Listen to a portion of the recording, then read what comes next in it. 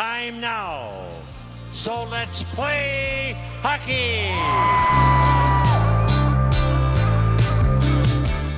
All right, welcome to Let's Play Hockey Expo. It is Monday, January 26th. We are joined by Tom Holler, Let's Play Hockey columnist, and Brian Bonin, former Hobie Baker Award winner and Mr. Hockey winner. How's it going, guys? Good. How you doing, Brian? Let's get after it because USA Hockey came out last week on their winter meetings. They had a press release that came out, and it looks like they are adding Tier 1 youth programs across the country. 32 programs nationally that will include developmental teams committed to the ADM model in both 15U and 17U youth age categories. Now, they didn't get into a lot of detail on it. We don't know. We've reached out to a couple sources, and we're hoping to have a pretty good source on next week on our podcast. But just, want to bend your guys' ear on this, Brian. I think you've talked to some people in what is maybe going to happen or what's coming down the pipeline. So what have you been hearing and what's going to be the effects here on the community-based model in Minnesota and all the things. This is it's a big deal. It's a really big deal because it's big money. So the short answer is I don't know. But hockey's becoming much more competitive. You can continue to see players popping out of different markets. Not the old Minnesota, Massachusetts, Canada. Like players are popping out of everywhere. So in some of those areas, really hard to find a team where it's going to be low cost. You're probably traveling a lot in Arizona, California, Utah. Yet we've got a Utah, club in the NHL now, or Seattle. So those are marketplaces where you can imagine they want to grow the game. And so with that, there's big dollars in these 15U, 17U programs. Costs a lot of money to play on those teams. There's a lot of travel. And so, again, being competitive, you'd love to be running one of those programs. By the way, it'd be a ton of fun. Well, why not, if you even are running one of those today, recruit across the nation? I mean, if someone doesn't make the top tier team in Chicago, well, there's a lot of clubs there. Well, what about Dallas? What about Phoenix? What about Nashville? If you don't make a top team, you got some money, maybe you try to go somewhere else. Maybe you go bill it somewhere else. So I just wonder, how do you navigate this and or manage or put some guardrails around who gets to run these programs when a lot of people are already running really good programs. They've made a livelihood out of it. They've got some pretty good teams. I mean, in Minnesota, we could have one team. We could have 10 teams. Chicago, pretty good market too. So I just throw some of that out there to go, wow, there might be a couple of complaints when you get denied as one of the 32 who's not following the ADM model with, a good enough program, right? You look at that and say, because everything else comes below it, right? If you got a tier 1 team, think about your flow below that. 14U, 13U, 10U, learn to skate. Hey, we got a tier 1 program. It's a big deal. So do you think that these are being created to help drive more growth in those out west, in the youth programs out west? I mean, is it a way to make it more affordable maybe for the top kids? I mean, I don't know what the models are. I know what Minnesota's model is. We all know Minnesota's model. I just know the other models are different and it's way more expensive. It is. And it's probably subsidized by some families too, whether they know it or not, because you want to make your team as good as possible, right? You want to win. You want to be at the top. So are you maybe not willing to continue to steal Minnesota players, who are playing out east for a bunch of these programs? I mean, there's your model right there, right? They want to compete. So if you can grab a couple players at 14U and 16U, well, now you got a nationally ranked team. That's a big deal. And that gets people in your community to want to play for, one of the organizations in New Jersey who's only 5 miles down the road from the other one, that matters, right? Because you're recruiting, and those players move quickly. You're not locked in anywhere outside of Minnesota, really, to your community. You can bounce from team to team, club to club each year. We see it in high school hockey here now. Yes, we do. I know the doors are blown off everywhere. So it's like, what the heck? Now we have a whole nother level that someone's going to try to manage instead of, currently it's your team can try to qualify.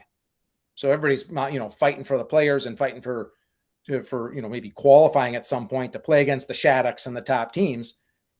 It's not really controlled to the extent it looks like it might be now. I know USA Hockey's tried to be in the mix and told certain programs, at least I've heard through the grapevine, like, well, you can't be tier 1. You don't have 2 rinks. You can't be tier 1. You're not good enough. And so then people jump through hoops because it's so important. Well, that's a little different than 32. End of story, right? I mean, how do you say, like, well, hey, we got a pretty good 15U team coming out of Florida. We're playing the Nationals, man. We're good. Watch out. Here we come. Now, sorry, you're not going to be able to make that this year. So I don't know. That's what I'm wondering. How the heck did they figure this out? And go ahead, Tom. Is it ironic that it's 32, which matches the number of NHL teams? Does that have nothing to do with it or everything to do with it? I guess we'll find that out over the next week or so. And as an outsider, let's just say, or the average fan listening in on this pod, does the honey baked hams, Little Caesars, Mount St. Charles become one of these pilot programs, or do they stay in their own world and this is brand new, like you say, like the Phoenix Junior Coyotes and the Anaheim Junior Ducks, the team out of Utah, perhaps? I mean, we just don't know, do we? We don't. And that's why but just even that first step of saying right now you can move around. Yeah. Why are you not going to for sure move around to the top 32? And if you're a Minnesota player, that's why I'm most concerned. It's like we have a lot of really good players here. Now you know right where to go to get the top level of experience and the most eyes on you, right? Yeah. I mean, USHL, why do you want to play in the USHL? Because everyone's watching the USHL. Yeah. Why did you want to be? Now I know that's changing a bit and may continue to change with the rules in the Canadian Hockey League, but that's why this thing really puts a target on 32 organizations. I mean, why would you not want to do that and go to Honey Baked? But like you just said, so Honey Baked gets it and not Little Caesars. But if they put a independent or in between it, well, then now what? Right. What happens to that U17 level outside of the top 32? Right. Kind of, it's just I don't know what you do I don't know what they're solving for. Maybe that's the question. Hey, what are we solving for here? What does this do for hockey? This Let's Play Hockey podcast brought to you by Carboni's Pizza. Carboni's Pizza has been a staple in Minnesota since 1954. With their special ingredients and secret recipe, Carboni's is a perfect option for your post-game meal or your postseason team party or banquet.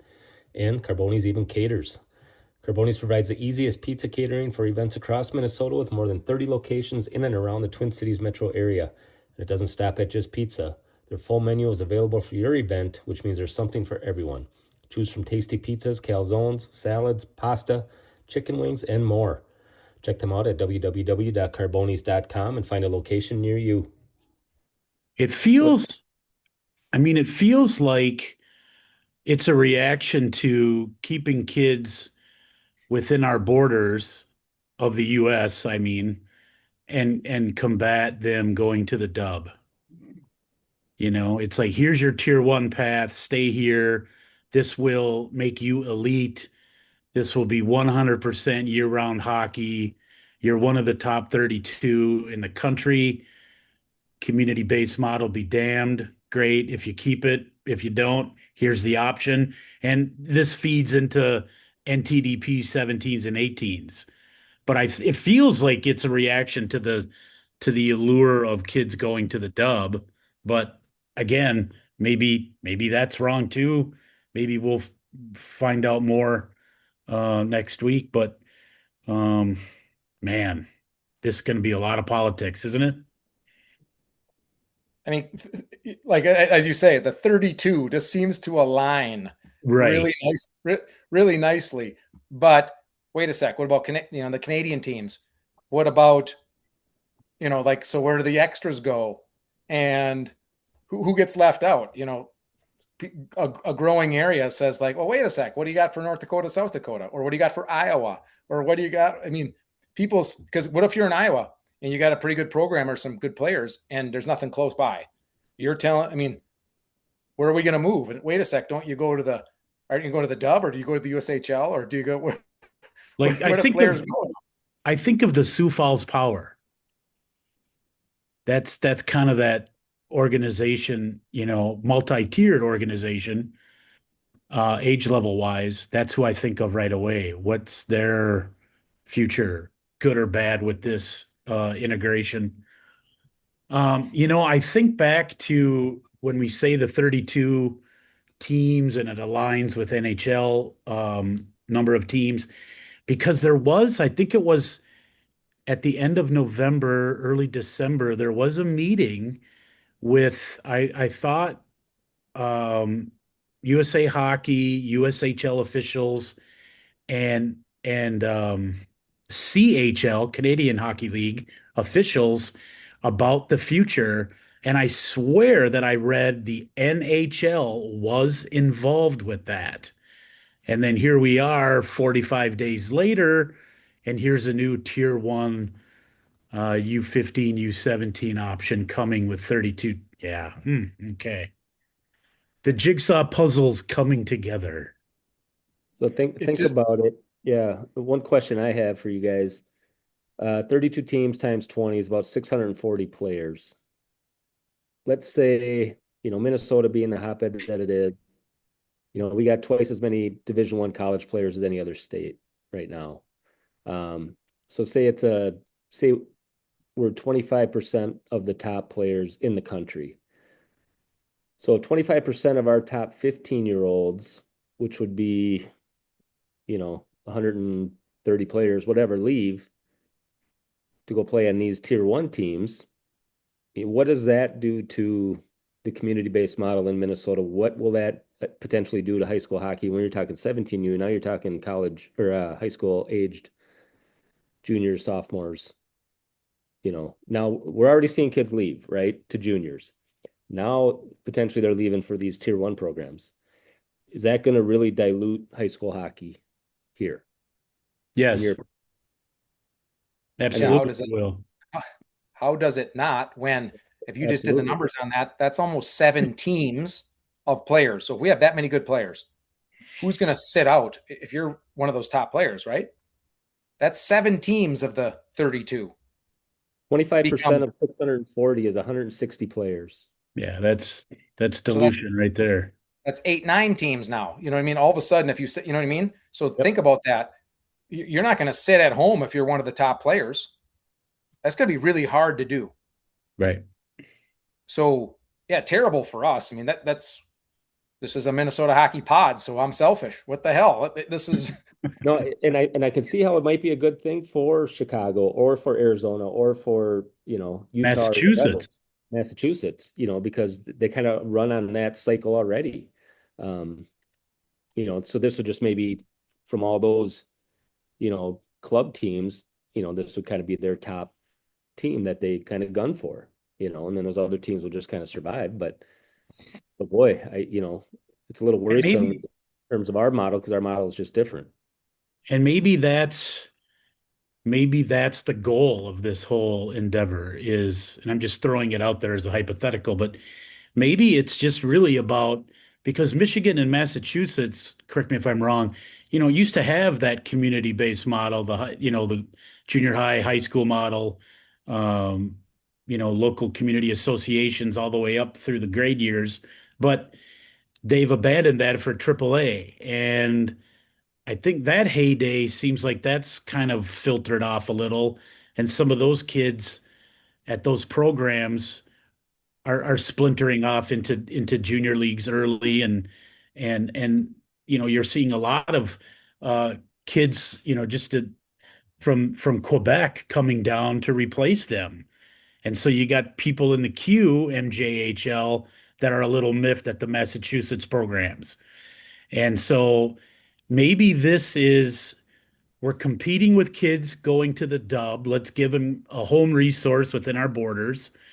And then two, let's have more of these teams in New Jersey, Massachusetts, New York, Michigan, Florida, California, Arizona, Utah, et cetera, et cetera. And maybe Minnesota only has one of these 32 or two. So it's just, it dilutes the talent, but maybe it's just fractional uh, dissipation of talent in Minnesota because they know how our model exists. And, there's so many options that kids can leave to already. I don't know that a ton of more kids are going to migrate to this. But maybe they will. Maybe Bonin's right. It's like maybe this will explode. I think we've got to get a lay of the land from a future expert from USA Hockey and figure out what the parameters and the rules of engagement are. But and It's just going to be, yeah, it's going to be real interesting because you have to look a little bit at the landscape, currently and try to dig in and find out like, well, who is what's the right word? Who's got some pull, some importance, so there's a couple different leagues out there. The focus for us obviously being, Minnesota with all these great players. It's hard to think about what it's like around the rest of the country. Right. It is. So who's playing who? How do you line? How do you stack up? Yeah. Who do you play against that's going to be as good as you?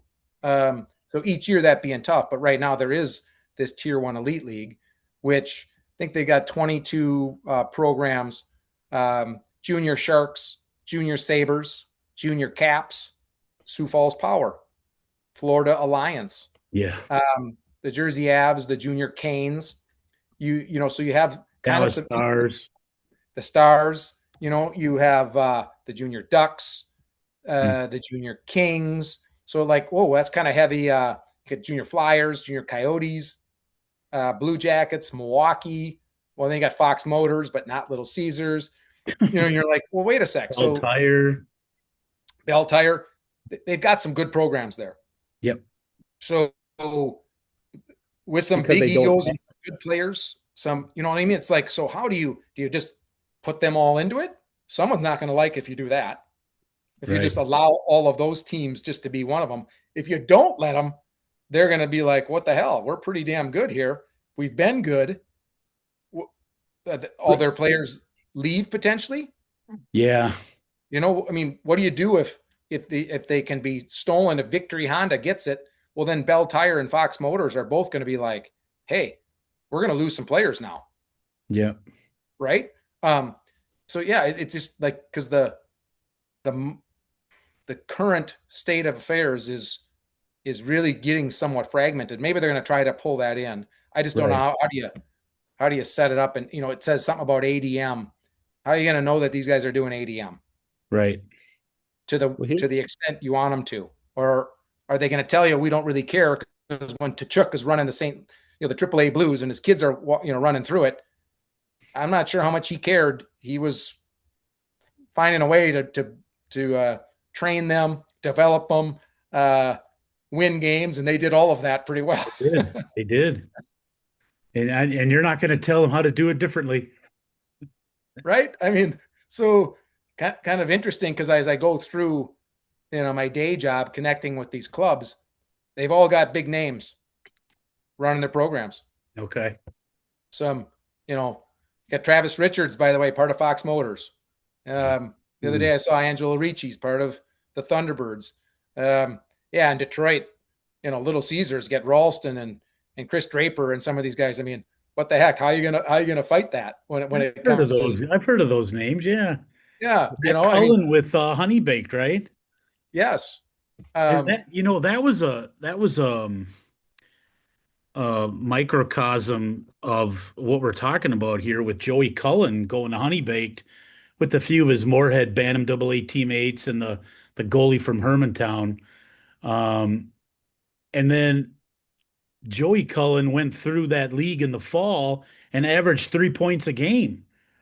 And as a freshman, and well, to be sophomore, and I think he came back to Moorhead High School because it's like, well, I'll play half as many games, but I'm going to get twice, three times the competition, at least on paper. And so he came back, but Matt Cullen, his dad, stayed there and still is an assistant coach with Honeybake. So, wow, another whole new world to navigate. It is. It's I think talking about all this to remind the listeners or anyone else how good we have it, Yes. how we need to hold on to this, how we need to hold on to our community rinks. And you can't find better competition, probably, than right across the street. I mean, White Bear Lake, we could probably go just play Matamidi and Stillwater every day. No offense to other programs. I'm just saying that you don't have to go far. Right. You won't find better hockey games, rivalries. Just so you know, it might be more fun to go to Honeybaked or down to Phoenix to play a tournament. That's to each his own. But competition-wise, don't leave because you think you're going to get better competition, better players, better coaching. I'm not saying it's not good out there. It's just, I don't know how it can be better. That's the beauty we have here. Well, yeah, Right. now you're talking about a 15-year-old. I mean, we're talking 15U. You're Right. talking about a 15-year-old possibly leaving home, 14. Maybe to go say he doesn't make the Minnesota team, if there is a Minnesota team, and he's going to go, play for Chicago or wherever. Again, we don't know how this is all gonna be laid out. Let me read this from the press release that came out. Development League approved, marking a significant step forward in the evolution of player development. USA Hockey Congress approved the establishment of the USA Hockey Development League. The Development League will not be a league in the traditional sense, but rather a collection of Tier 1 youth programs across the country collaborating to optimize player development. The DL is focused on advancement for high performance development in both the 15U and 17U, anticipated to include 32 programs nationally, like we talked about. So, and not a league in the traditional sense, but then that's where I just kind of get curious. Well, if it's not a league, who are they going to play? Are they just practicing? Is it going to be a Minnesota Tier 1 team that's just going to play the high school circuit? It sounds like they don't really know either. It's a press release, but it's not a deep dive data dump. And here's it sounds like let's fly that plane as we build it. So yeah, hard the to programs say. will be selected utilizing factors including but not limited to past performance, commitment to player development, and history of player advancement. Well, that's ding, ding, ding, Minnesota, right? Following the identification of those programs, each will form DL teams in the age categories.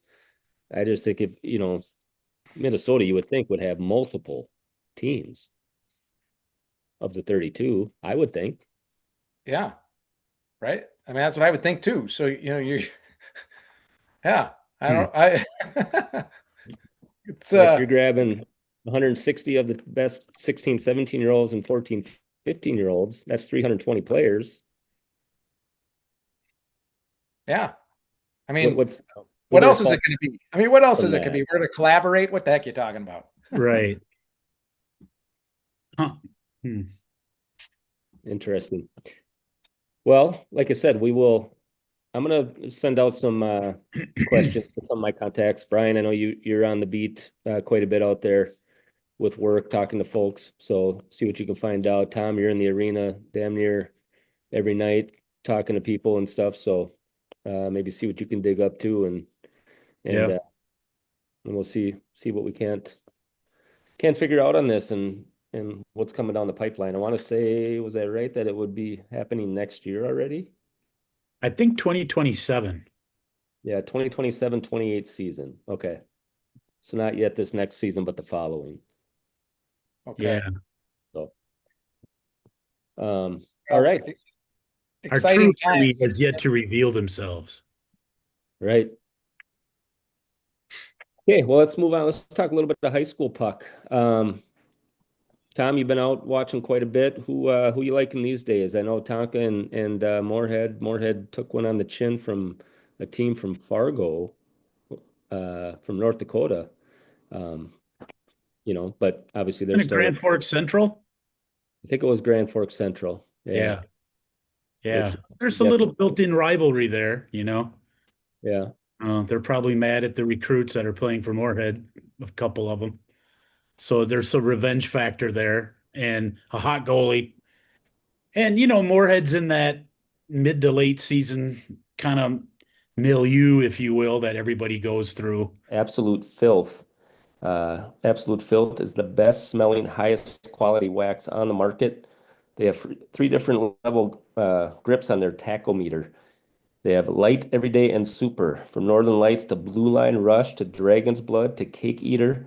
Absolute Filth has your stick covered. You can find these flavors and more at www.hockeywax.com, at hockey retail outlets throughout the land. And of course, they will be at the Let's Play Hockey Expo March 6th and 7th, which is right around the corner. What Holler, I what bet see you there. what you will. What are those levels again? What are their brand name their names for the They got a light, an everyday, and a super. So they got different levels of wax. It's called a tachometer. So if you want kind of a Yep, more sticky, less sticky. sure. When I played, I was head to heel to toe wax. Yeah, the Lester Hayes of Hill Murray. Yeah, absolutely. But they got Dragon's Blood, Blue Line Rush, Cake Eater. You got to check them out. The graphics that That's they have that's are super that's cool. fantastic. Where was this when I was a kid? You know, That's just great. And I love the Game of Thrones vibe. And then, well, let's name this one Cake Eater. Cake Eater. I figured you like that one. Dragon's Blood. And then Cake Eater. That's great. Yeah. Um, so yeah, Absolute Filth. Good people run that company, Minnesota-based company, and check them out. www.hockeywax.com. Tonka kind of went through it, only it was just one blip, but Edina's definitely going through it. The games I saw this last week, people say they're high school kids. How can they possibly be tired? They're tired. Yeah. You can see the heavy legs after the holiday tournaments. They get the same colds and flu bugs that we all get 2, 3 weeks after the holidays.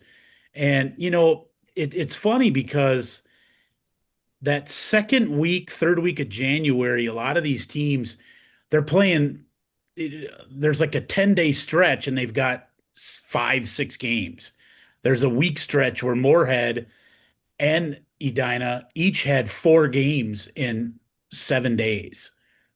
And I don't care if you're 10, 12, 15, 16 years old, young and hyper, you're tired. And you just kind of hit that mid-season, whew, and then they get, a 5-day break and then they come back and they're ready to go. So we saw a little bit of that. I'm still high on Tonka and Moorhead.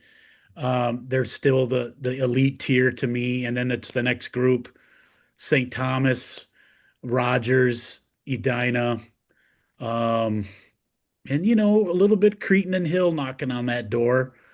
But you never know what can happen once sections start. So it's down to the last 5, 6 games of the year, starting this week and weekend, and we'll see where it shakes out. But at the end of the day, I think there's only one real surprise for section seeding right now, and I think you're looking at Farmington maybe getting the 1 seed in Section 1 over Lakeville South, at least on paper, and everybody else I think is going to fall in line with Minnetonka in 2, St. Thomas in 3. It looks like Hill will take 4, 5 Maple Grove, 6.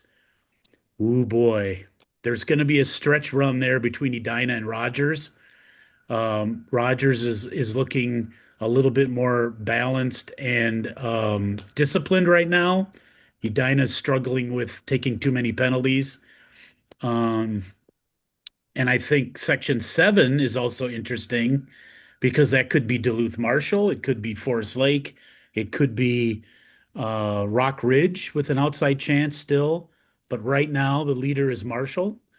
Uh, and then, of course, in Section 8's Moorhead. So I think Section 1 and Section 7 are a little bit interesting. Section 6 heavyweights, Edina Rogers, and we'll see where it goes. You talk about Section 7 double A. We don't talk a lot of A hockey, which we should. The Class A teams are really good this year. Section 7A, I think there's 3-4 teams in that section who could potentially get out of Section 7 AA.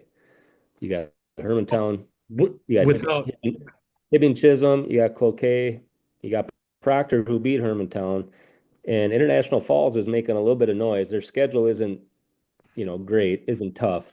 But they did just beat Northern Lakes. They played Hibbing Chisholm pretty good. They got outshot 37-13, but it is was a that the 4-2 game. Broncos? That's the Broncos. Yeah. They got a couple of cousins up there, the Yerxa cousins, who are Oh, kind of lighting it yeah. up and putting up a lot of points. But anyway, so it's kind of, everyone always talks about Hermantown's they got to go double A, or Matamita's got to go double A. They But can't. boy, you got to think either of those teams could very well win Section 1A or win section or 1 AA or 7 AA. Hermantown and or Hibbing would both win Section 7 AA. Yeah, agreed. No doubt about it. Yeah. Yeah. And I just Boy. watched Hill and Stillwater play, and then I watched a little bit of White Bear play Roseville just on Hockey Day Saturday. I was kind of making the rounds, and that Section 4 AA is wide open. Brian, you and I played it back when we played. I don't think much has changed. I mean, it's you run into a hot goalie, or I mean, Hill Murray's traditionally kind of owned the section but these last few years, last year, look what Stillwater did, and White Bear a few years ago, and White Bear, that Nash Road kid he's good, man. Oh, he's the real deal. That kid can play. I was impressed with White Bear Lake. They tied Roseville, but I think they're right there in that section. Well, that's the thing when it comes to one game, we're still going to have to always, those semis and the final, it's hard to win those games. There's so much emotion. And so some of those sections are just so tough. I mean, man, they're tough. I wondering, can one player get you there or not? Because you have to be so careful not tiring them out early on. Power plays, penalty kills. That's the other ebb and flow. Back to Tom, what you're mentioning about kids getting tired. Yeah, sick right now, tired. You probably or maybe overplayed a couple players here and there. So yeah, they bounce back pretty well. But sometimes it is just the game itself. It just first period doesn't go the way it should. Player or two stays out just a touch too long on the first two shifts. That's super important here for some of the teams that aren't as deep, because Giles and some of the others they're just waiting. Like, here's how we're going to do it when it comes time. We got to prepare that way. I'm going to need everybody. I'm going to need a deep bench because that can kill you, especially when you get those tough semis, and that really gets you tired for the final. Yeah. So much more to come there. There are some nice players out there. It's hard to right now. I mean, that's another thing. How do you pick some of these players for these programs that are going to come? The difference between players is just smaller and smaller every year, right? They're all a little different. That's maybe always been the case, but because the game's so fast, does that, and how does that translate as you move up, the ladder? Yeah, it's there's been some real strong power teams in the last few years, like the late teens, like the 17, 18, 19 era with Minnetonka, Duluth East, Edina were just incredible. And I think that level of play is still the bar for me in the last 15, 18, 20 years, maybe. I think you've got a more level playing field the last 2-3 years and some new emerging teams. Chanhassen a few years ago, Shakopee, Rogers. that you didn't see 10, 12 years ago. But I don't think we're at that golden era that we had back with Minnetonka and Edina and Duluth East in those late teen years. They were just, and Andover, you're going to see a resurgence in Andover in about 2 years too. They got a dynamite Bantam AA team. And as I've said before, Moorhead and Minnetonka Bantam AA's are incredible. So get used to those rankings. People are going to be looking up at those two teams for a while. Well, what Well, happens maybe, when those top players go to the USA Tier 1 league? well, that goes to They, your point though. Last time we met and talked through how many players have left, that are high school eligible. yep, So yeah, we're seeing some great hockey. Minnesota's still going to have the greatest hockey. We just Right. are. right. But you can, some players are going to play a little better when some of the competition moves on. Yep. So it's still the place to be. Yep. I hope the players who left this year feel really good about it, and that they really think they've accelerated themselves as a sophomore, junior, senior somewhere else when Yep. they're still boys. I mean, come down here and dominate the high school level. Yep. Dominate the ebbs and flows here. It's not easy to do. Yep. It's not. Make your teammates better. You're exactly right. And, Z, to answer your question, honestly, Minnetonka, Moorhead are so deep at the Bantam AA and, dare I say, Pee Wee AA level, they could lose 5, 6 players and wouldn't miss a beat when they hit varsity and be in the top 3, 4, 5 in the state. Zero concern. So you could lose 2, 3 players on those teams: Rogers, Edina, Minnetonka, Moorhead, Woodbury, the feeder program to Hill, and you wouldn't miss a beat. You would just what you'll the pool gets diluted, but you're just going to have 1 or 2 kids on junior gold stay on varsity. And you're going to have one Bantam AA ninth grader in his second Bantam year move up to varsity. So you're going to lose a marquee name. You might lose a depth guy, or a top defenseman, but those big heavyweight programs at those large schools, those large enrollment schools, junior gold kid comes over, Bantam AA kid moves up, off you go. And come section finals and state tournament, Minnesota average Joe fan doesn't care who left. He's happy to see the sections in the tournament, and it's great, and it's fun, and it's upset, and it's a party. It's March, baby. Right. And we've talked about that. You don't notice the people who aren't there. You're just watching who's there, the game, Right. and the hockey's going to be great no matter who's playing. Yep. So, well, it makes it exciting. Got a couple minutes here. Yeah. You guys want to talk a little bit of Minnesota Wild at all? Sure. Yeah. What you want to talk about? Where are we at? We've been through a few injuries here, but I'd say been pretty resilient. Tom, you and I talked last week, or maybe it was 2 weeks ago now, about is this a team built for the playoffs? What are we seeing here now? A couple weeks later, obviously Quinn Hughes has been a huge addition. I mean, the guy is phenomenal. What he brings to the game, to every shift, just his creativity and his ability to control the puck and move the puck, just fun to watch. Do we have all the other pieces in place, or do we need to go out and make a move? Brian, you want to go first, or you want me to go first? We always got to make a move. Whenever you're even close, you got to try to make a move. So I heard the other night they were like, "Oh, we need another center iceman," and I don't know. Everybody needs another center iceman. Injuries certainly matter. I like the squad we have.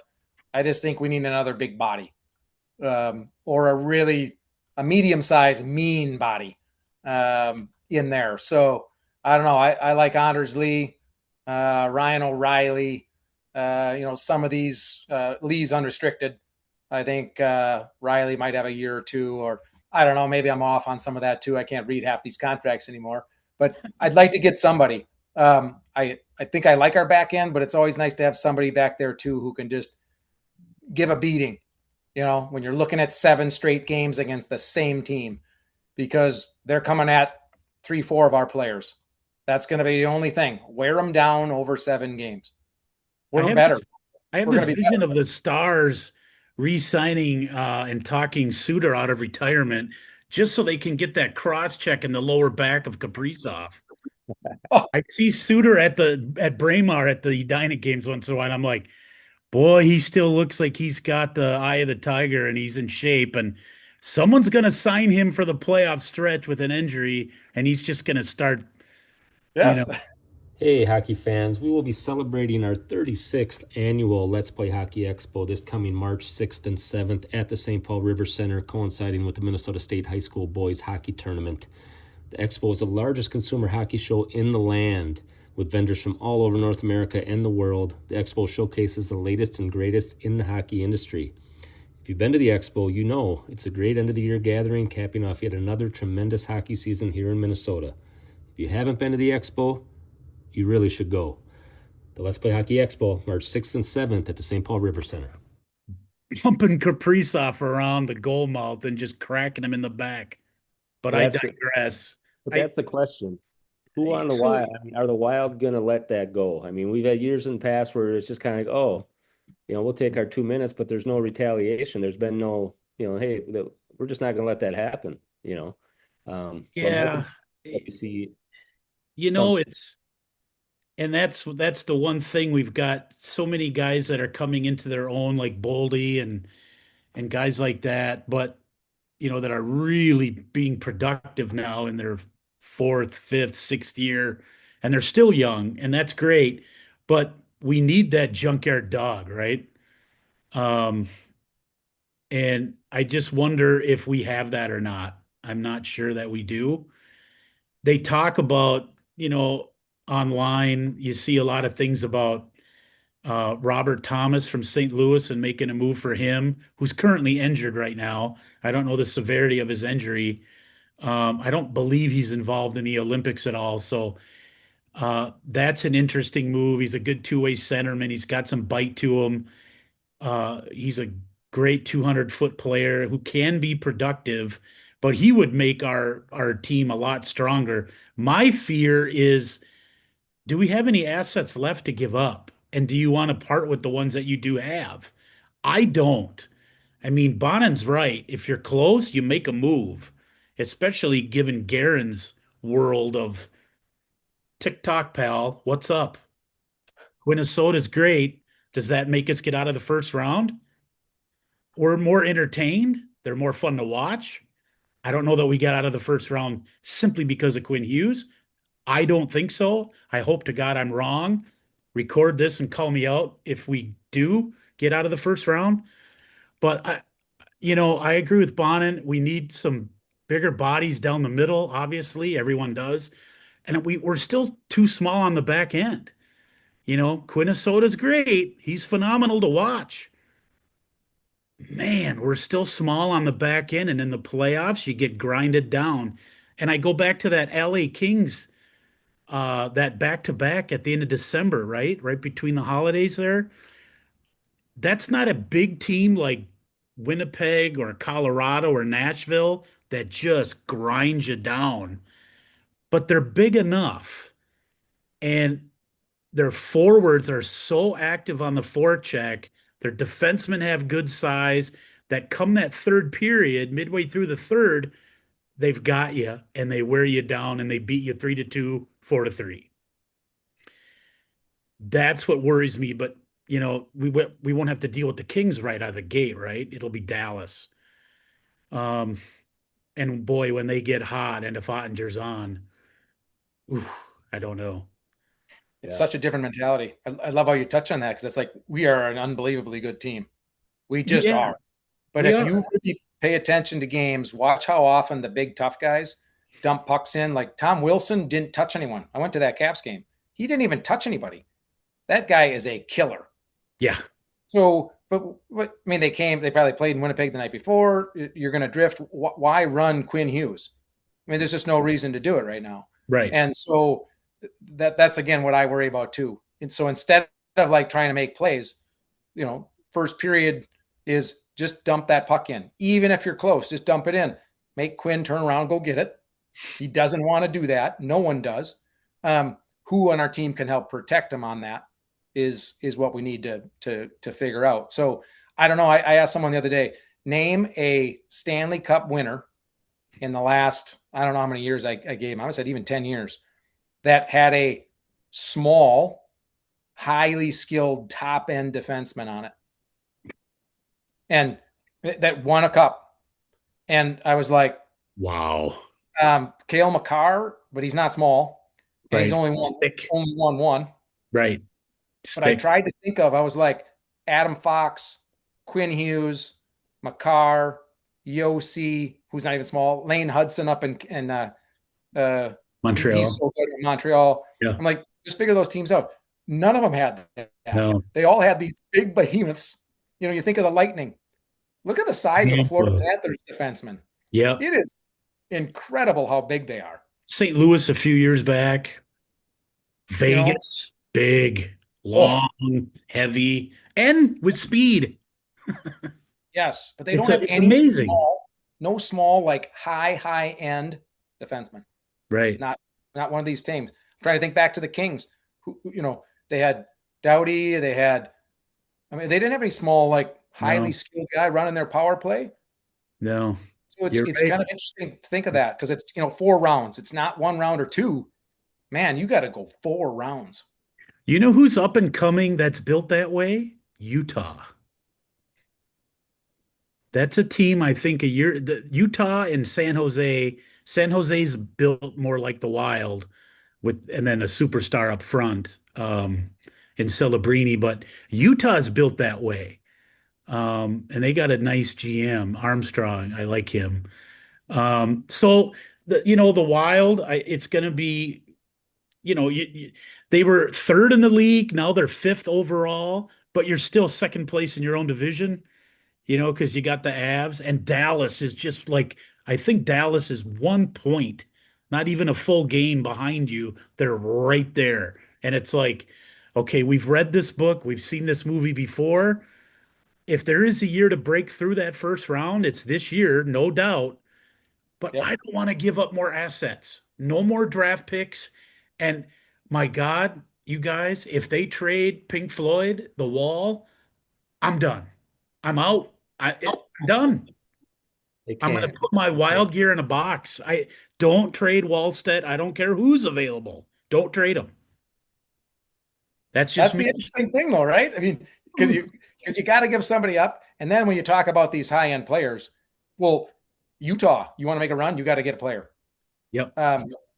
Dallas, Colorado, no matter who you are, everyone kind of knows the only team that doesn't really need to do anything is Florida again, and they scare me the most.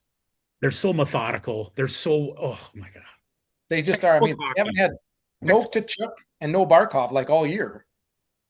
I've got this funny feeling. Don't you guys have this feeling that Florida's going to pull this Las Vegas Golden Knights move with the IR deal, and somehow Sasha Barkov gets some transplanted veins from Germany and some special shots, and April 20th, Barkov's back. Just watch. I know. Maybe I'm wrong, but I don't know. I'm excited. There's nothing like playoff hockey. I mean, it's a good hockey team. It's great. Yeah. And we'll find out if we're tough enough, for the long haul.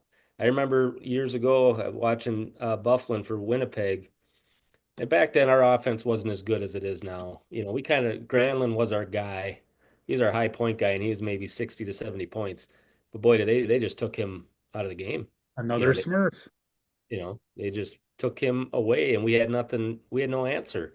And Bufflin was absolutely legally assaulting our players. Oh, totally. They wouldn't go behind the net if he was there. They were just too scared. Because, for us to get that guy on our blue line, or a guy like that on our blue line, could be a game changer. Obviously, Quinn Hughes makes us better. Does that make us good enough to go deep? Yeah. Yeah, and they can ride that somehow, ride that like they don't get a lot of penalties. How Suter pulls that off, because I'm like, I don't know. How about a guy like Jacob Truba? He's kind of Ooh, yeah. nuts. There we Yeah. go. I like to pick him up, but we got to make sure he doesn't get too many penalties. But like that's a player that Yep. I would figure out like he's mean. Yep. He's really mean. That's what you need. I mean, I like Bogosian. I like Middleton. They might have to get a little meaner, but but you need another guy because you get tired when you play mean. You know what I mean? It's just, oh gosh. But it's the game within the game. It's the beauty that'll happen here soon enough. I mean, this thing it's going to wind up quickly. Got the Olympics, break, and then all boom, we're going to be cranking.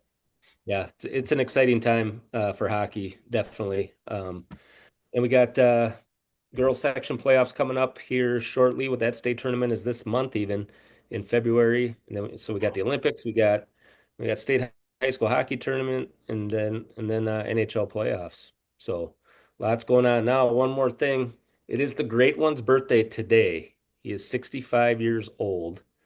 And Bonin, do you got a Gretzky story? I think you told it before. Only that he was my favorite player ever. That's for sure. Me too. He's my hero. Oh yeah, I know. People can't see this on the podcast, can they? That's Madison Square Garden. You guys can't see it, but Gretzky's last game. I got to play in that game. Oh, so, nice. Yeah, that was fun. Yager scored the overtime winner, but the place was going nuts. I mean, it was so much fun just hanging in Madison Square Garden and watching my favorite player of all time. They were out of the playoffs, so it's pretty casual on their side. He would go out and take a shot with a stick, come back to the bench, get a new stick, new set of gloves, new set of this, that. It was super cool. So, the great one. Was everything moving in slow motion for you that game? Because it was just so surreal. I mean, were you just like, oh, wow. Oh, it was, and I was a fourth liner. So it was awesome. And then all of a sudden 3 guys got hurt, so I had to play. And it was like literally, it was kind of hard. Not moving in slow motion now. Oh no, but just like it was so awesome. And they still had Leach, and yeah. Some of these players that I knew all of those names, right? Mike Richter's in the net, Jeff Bukaboom, and I mean, so it was surreal. I mean, for a kid who again, I grew up playing hockey a little more casually than the kids do today, and so I was aloof, and I was completely aloof. Like, this is friggin' awesome. Who cares if we win? So it was awesome. Great memory. So let me ask you this: Gretzky in today's game,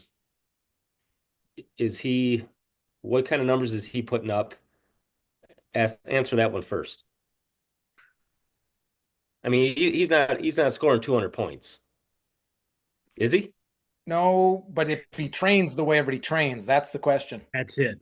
That's the question, man. You train certain players, and so think about like a lot of these guys aren't necessarily big, strong. They're just super skinny, strong.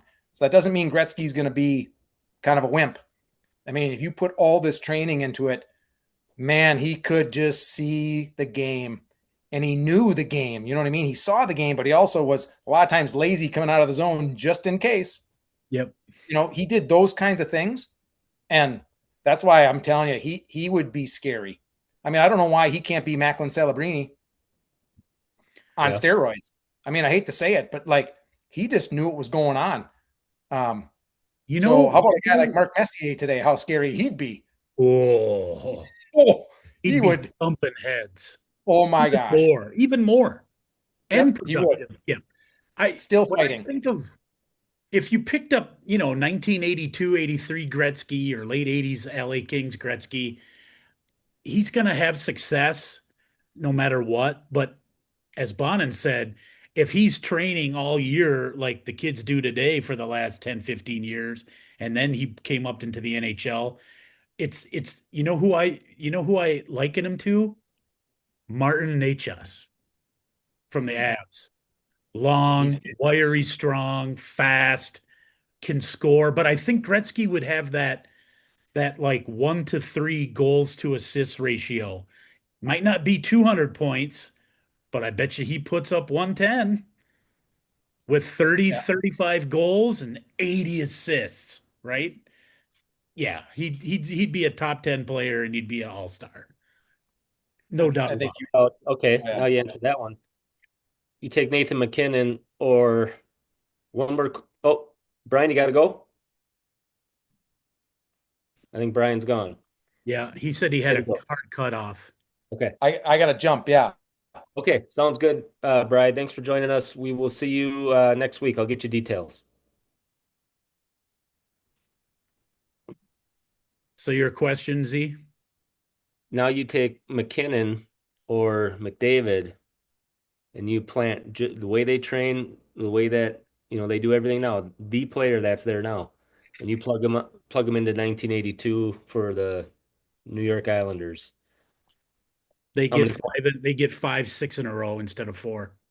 But I mean, how many points is McKinnon putting up in With 1983? rules and the goalie sizes and the goalie equipment size back then, they're putting up 150, 160.